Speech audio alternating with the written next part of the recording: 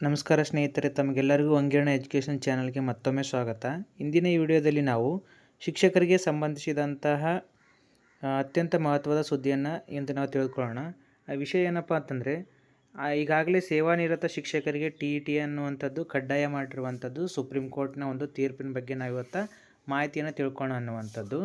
ನೋಡಿ, ಸೇವಾನಿರತ ಶಿಕ್ಷಕರಿಗೆ TET ಕಡ್ಡಾಯ ಸುಪ್ರೀಂ ಕೋರ್ಟ್. ಅಂದರೆ ಯಾರೆಲ್ಲ ಶಿಕ್ಷಕರಾಗಿ ಕರ್ತವ್ಯ ನಿರ್ವಹಿಸ್ತಾ ಇದ್ದಾರೋ ಆ ಎಲ್ಲ ಶಿಕ್ಷಕರು ಒಂದು ವೇಳೆ TET ಪಾಸ್ ಆಗಿದ್ದೇ ಇಲ್ಲಪ್ಪ ಅಂತಂದರೆ ಅಂಥವರು TETಯನ್ನು ಪಾಸ್ ಮಾಡಲೇಬೇಕು ಅನ್ನುವಂಥ ಒಂದು ತೀರ್ಪನ್ನು ಸುಪ್ರೀಂ ಕೋರ್ಟ್ ನೀಡಿದೆ ಅನ್ನುವಂಥದ್ದು.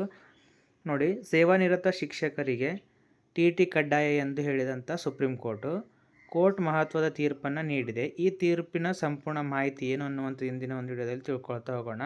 ಯಾರಿಗೆ ಅನ್ವಯ ಆಗುತ್ತದೆ ಮತ್ತು TET ಇಲ್ಲದ ಶಿಕ್ಷಕರ ಪರಿಸ್ಥಿತಿ ಏನು, ಅಂದರೆ TET ಆಲ್ರೆಡಿ ಶಿಕ್ಷಕರಾಗಿದ್ದುಕೊಂಡು TET ಪಾಸ್ ಆಗಿರಲಿಲ್ಲ ಅಂದರೆ ಅಂಥವ್ರ ಶಿಕ್ಷಕರ ಪರಿಸ್ಥಿತಿ ಏನಾಗಿದೆ ಮತ್ತು ಎಲ್ಲವನ್ನು ಸರಳವಾಗಿ ಈ ಒಂದು ವಿಡಿಯೋದಲ್ಲಿ ನಾವು ತಿಳ್ಕೊಳ್ಳೋಣ ಅನ್ನುವಂಥದ್ದು.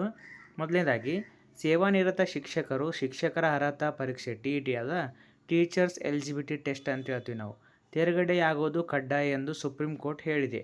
ಪರೀಕ್ಷೆಯಲ್ಲಿ ಉತ್ತೀರ್ಣರಾಗಿ ಸೇವೆಯಲ್ಲಿ ಉಳಿಯಲು ಈ ಹಿಂದೆ ವಿಧಿಸಿದ್ದ ಗಡುವಿನ ಅವಧಿಯನ್ನು 2028 ಆಗಸ್ಟ್ 31ರವರೆಗೆ ವಿಸ್ತರಿಸಿದೆ ಅನ್ನುವಂತಂದರೆ, ಈಗ ಆಲ್ರೆಡಿ ಸುಪ್ರೀಂ ಕೋರ್ಟ್ ತನ್ನ ತೀರ್ಪಿನಲ್ಲಿ ಕೊಟ್ಟಿದೆ ಏನಪ್ಪ ಅಂತಂದರೆ 2028 ಆಗಸ್ಟ್ 31ರವರೆಗೆ ಯಾರೆಲ್ಲ TETಯನ್ನು ಪಾಸ್ ಆಗದೆ ಶಿಕ್ಷಕರಾಗಿ ಕೆಲಸ ನಿರ್ವಹಿಸ್ತಿದ್ದಾರೆ ಅಂಥವರು 2028 ಆಗಸ್ಟ್ 31 ಒಳಗಡೆ TETಯನ್ನು ಬರೆದು ಪಾಸ್ ಆಗಬೇಕು ಅನ್ನುವಂಥ ಒಂದು ತೀರ್ಪನ್ನು ಸುಪ್ರೀಂ ಕೋರ್ಟ್ ನೀಡಿದೆ ಅನ್ನುವಂಥದ್ದು.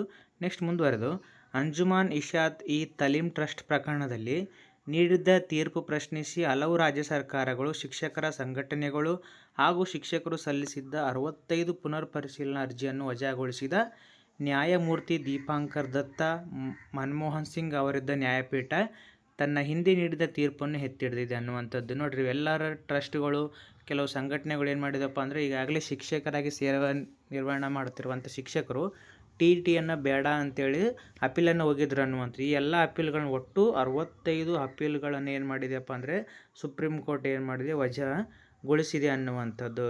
ಇದು ವಜಾಗೊಳಿಸಿ ತನ್ನ ಒಂದು ತೀರ್ಪನ್ನು ಮತ್ತೊಮ್ಮೆ ಎತ್ತಿಡಿದೆ. ಆ ತೀರ್ಪು ಏನಪ್ಪ ಅಂತಂದರೆ ಶಿಕ್ಷಕರು ಕಡ್ಡಾಯವಾಗಿ TETಯನ್ನು ಪಾಸ್ ಮಾಡಲೇಬೇಕು.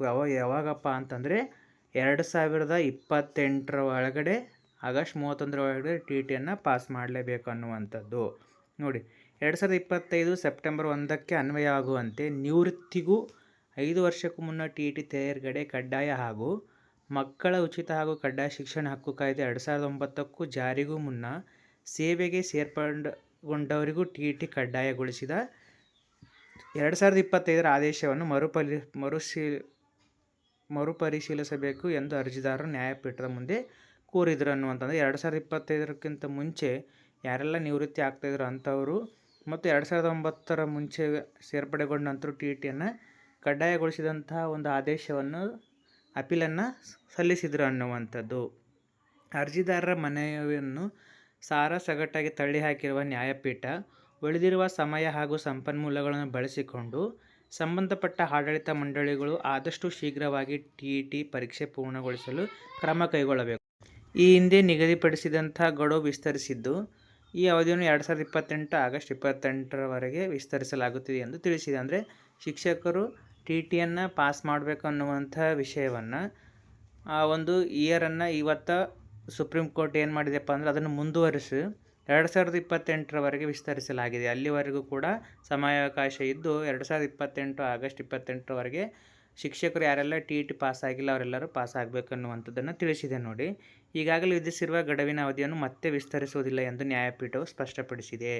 ಅಂದರೆ ಮತ್ತೊಮ್ಮೆ 2028 ದಾಟಿತಪ್ಪ ಅಂತಂದರೆ ಆಮೇಲೆ 2028 ನಂತರ ಯಾವುದೇ ಒಂದು ಗಡುವಿನ ಅವಧಿಯನ್ನು ಮತ್ತೆ ವಿಸ್ತರಿಸೋದಿಲ್ಲ ಅಂಥೇಳಿ ನ್ಯಾಯಮೂರ್ತಿಗಳಿದ್ದಂಥ ನ್ಯಾಯಪೀಠವು ಸ್ಪಷ್ಟನೆಯನ್ನು ಪಡಿಸಿದೆ ಅನ್ನುವಂಥದ್ದು. ಅಂದರೆ ನೋಡಿ, ಇವಾಗ ನಾವು TET ಅಂದ್ರೇನು ಅನ್ನುವಂಥದ್ದು ವಿಷಯ ಕುರಿತನ್ನು ನಾವಿಲ್ಲಿ ತಿಳ್ಕೊಳ್ಳೋಣ. TET ಅಂದರೆ ಟೀಚರ್ಸ್ ಎಲಿಜಿಬಿಲಿಟಿ ಟೆಸ್ಟ್ ಅಂತ ಹೇಳ್ತೀವಿ. ಇದು ಶಿಕ್ಷಕರಾಗಿ ನೇಮಕವಾಗಲು ಅಗತ್ಯವಾದ ಒಂದು ಅರ್ಹತಾ ಪರೀಕ್ಷೆ. ಎಲಿಜಿಬಿಲಿಟಿ ಅಂದರೆ ಅರ್ಹತೆ, ಹೌದಾ? ಈ ಪರೀಕ್ಷೆಯನ್ನು ರಾಜ್ಯ ಸರ್ಕಾರ ಅಥವಾ ಕೇಂದ್ರ ಸರ್ಕಾರ ನಡೆಸುತ್ತದೆ. ಕೇಂದ್ರ ಸರ್ಕಾರ ನಡೆಸುವಂಥ ಒಂದು TETಗೆ CTET ಅಂತ ಕರಿತೀವಿ ನಾವು, ಹೌದಾ? ಆಲ್ರೆಡಿ ಗೊತ್ತಿರುತ್ತೆ, ಶಿಕ್ಷಕರಾಗಿರುವಂಥವ್ರಿಗೆ ಸೆಂಟ್ರಲ್ ಟೀಚರ್ಸ್ ಎಲಿಜಿಬಿಲಿಟಿ ಟೆಸ್ಟ್ ಅನ್ನುವಂಥದ್ದು. ಮತ್ತು ರಾಜ್ಯ ಸರ್ಕಾರ ನಡೆಸಿರುವಂಥದ್ದು TET, ಹೌದಾ? ಟೀಚರ್ಸ್ ಎಲಿಜಿಬಿಲಿಟಿ ಟೆಸ್ಟ್ ಅನ್ನುವಂಥದ್ದು ಈ TET ಪರೀಕ್ಷೆಗಳನ್ನು ಕಂಡಕ್ಟನ್ನು ಮಾಡುತ್ತೆ ಅನ್ನುವಂಥದ್ದು. ಸುಪ್ರೀಂ ಕೋರ್ಟ್ ಏನು ಹೇಳಿದೆ ಈ ಒಂದು ತೀರ್ಪಿನಲ್ಲಿ ಅಂದರೆ, ಶಿಕ್ಷಣದ ಗುಣಮಟ್ಟ ಹೆಚ್ಚಿಸಲು ಅರ್ಹ ಶಿಕ್ಷಕರು ಅಗತ್ಯ ಅನ್ನುವಂಥದ್ದು. ಅಂದರೆ ಒಂದು ಶಿಕ್ಷಣದ ಗುಣಮಟ್ಟ ಹೆಚ್ಚಿಸಲಿಕ್ಕೆ TET ಪಾಸ್ ಆಗಿರುವಂಥ ಅರ್ಹ ಶಿಕ್ಷಕರು ಇಲ್ಲಿ ಬೇಕಾಗ್ತಾರೆ ಅನ್ನುವಂಥ ಒಂದು ಅಂಶವನ್ನು ಎತ್ತಿ ಹಿಡಿದಿದೆ. ಮತ್ತು ಮಕ್ಕಳಿಗೆ ಉತ್ತಮ ಶಿಕ್ಷಣ ನೀಡಲು TET ಮುಖ್ಯವಾಗಿದೆ. TET ಅನ್ನುವಂಥ ಒಂದು ಪರೀಕ್ಷೆ ಮಕ್ಕಳಿಗೆ ಉತ್ತಮ ಶಿಕ್ಷಣವನ್ನು ನೀಡಲಿಕ್ಕೆ ಬಹಳ ಮುಖ್ಯ ಆಗಿದೆ. ಅದರ ಜೊತೆಗೆ ಶಿಕ್ಷಕರ ನೇಮಕಾತಿಯಲ್ಲಿ ನಿಯಮಗಳನ್ನು ಕಟ್ಟುನಿಟ್ಟಾಗಿ ಪಾಲಿಸಬೇಕೆಂದು ನ್ಯಾಯಾಲಯ ಸ್ಪಷ್ಟಪಡಿಸಿದೆ. ಅಂದರೆ ಶಿಕ್ಷಕರ ನೇಮಕಾತಿಯಲ್ಲಿ ಎಲ್ಲ ನಿಯಮಗಳನ್ನು ಕಟ್ಟುನಿಟ್ಟಾಗಿ ಪಾಲಿಸಬೇಕು ಅನ್ನುವಂಥ ಅಂಶವನ್ನು ಕೂಡ ಹೇಳಿದೆ. ನೆಕ್ಸ್ಟ್ ಮುಂದುವರೆದು ಸುಪ್ರೀಂ ಕೋರ್ಟ್ ನೀಡಿರುವಂಥ ಈ ತೀರ್ಪಿನಿಂದ ಏನೆಲ್ಲ ಆಗ್ಬೋದು ಅನ್ನುವಂಥದ್ದು ನೋಡಿ. TET ಪಾಸ್ ಆಗದ ಶಿಕ್ಷಕರಿಗೆ ಸ್ವಲ್ಪ ಒತ್ತಡ ಹೆಚ್ಚಾಗ್ಬೋದು. ಎರಡನೇ ಒಂದು ಅಂಶ ಏನಿದೆಯಪ್ಪ ಅಂದರೆ, ಮುಂದಿನ ನೇಮಕಾತಿಗಳಲ್ಲಿ TET ಇನ್ನಷ್ಟು ಕಡ್ಡಾಯವಾಗಬಹುದು. ಅಂದರೆ TET ಅನ್ನುವಂಥದ್ದು ಮುಂದಿನ ಪರೀಕ್ಷೆಗಳಲ್ಲಿ ಕಡ್ಡಾಯಗೊಳಿಸಲೇಬಹುದು ಅನ್ನುವಂಥ ಒಂದು ತೀರ್ಪಿನಿಂದ ನಮಗೂ ಗೊತ್ತಾಗುತ್ತೆ ನೋಡಿ. ನೆಕ್ಸ್ಟ್ ಮುಂದುವರೆದು ರಾಜ್ಯ ಸರ್ಕಾರಗಳು ಹೊಸ ಮಾರ್ಗಸೂಚಿಗಳನ್ನು ಹೊರಡಿಸಬಹುದು. TETಗೆ ಸಂಬಂಧಪಟ್ಟ ಹಾಗೆ ಎಲ್ಲ ರಾಜ್ಯ ಸರ್ಕಾರಗಳು ಹೊಸ ಮಾರ್ಗಸೂಚಿಗಳನ್ನು ಕೂಡ ಇಲ್ಲಿ ಹೊರಡಿಸುವಂಥ ಚಾನ್ಸಸ್ ಇದೆ ನೋಡಿ. ಶಿಕ್ಷಕರಿಗೆ ಏನು ಮಾಡಬೇಕು ಅಂದರೆ, ಈಗಾಗಲೇ ಶಿಕ್ಷಕರು ಕಾರ್ಯನಿರ್ವಹಿಸುತ್ತಿರುವಂಥವರು ಏನು ಮಾಡಬೇಕು ನೋಡಿ, TET ಪರೀಕ್ಷೆಗೆ ತಯಾರಿಯನ್ನು ಆರಂಭಿಸಬೇಕು. ಯಾರೆಲ್ಲ TET ಪಾಸಾಗಿಲ್ಲ ಅಂಥವ್ರು ಏನು ಮಾಡಬೇಕು, TET ಪರೀಕ್ಷೆಯನ್ನು ತಯಾರಿಯನ್ನು ಆರಂಭಿಸಬೇಕು. ಮತ್ತು ಅಧಿಕೃತ ಸರ್ಕಾರಿ ಆದೇಶಗಳನ್ನು ಗಮನಿಸಬೇಕು. ಸರ್ಕಾರ ಏನೆಲ್ಲ ಆದೇಶಗಳನ್ನು ಹೊರಡಿಸ್ತದ ಅವೆಲ್ಲ ಆದೇಶಗಳನ್ನು ಗಮನಿಸಬೇಕು ಅನ್ನುವಂಥದ್ದು. ಮತ್ತು ತಪ್ಪು ಮಾಹಿತಿಗಳನ್ನು ಯಾರು ನಂಬಬಾರ್ದು. ಸುಪ್ರೀಂ ಕೋರ್ಟ್ ಅಥವಾ ಕೋರ್ಟ್ಗಳು ನೀಡುವಂಥ ಅಥವಾ ಸರ್ಕಾರಗಳು ನೀಡುವಂಥ ಆದೇಶಗಳನ್ನು ಪಾಲಿಸಬೇಕು. ತಪ್ಪು ಮಾಹಿತಿಗಳನ್ನು ಯಾರು ನಂಬಬಾರ್ದು ಅನ್ನುವಂಥದ್ದು. ಇಷ್ಟು ಈ ಒಂದು ವಿಡಿಯೋದ ಬಗ್ಗೆ ನಾವು ಇವತ್ತು ತಿಳ್ಕೊಂಡಿದ್ವಿ. ಮುಂದಿನ ವಿಡಿಯೋದಲ್ಲಿ ಸಿಗೋಣ. ಅಲ್ಲಿವರೆಗೂ ಧನ್ಯವಾದಗಳು.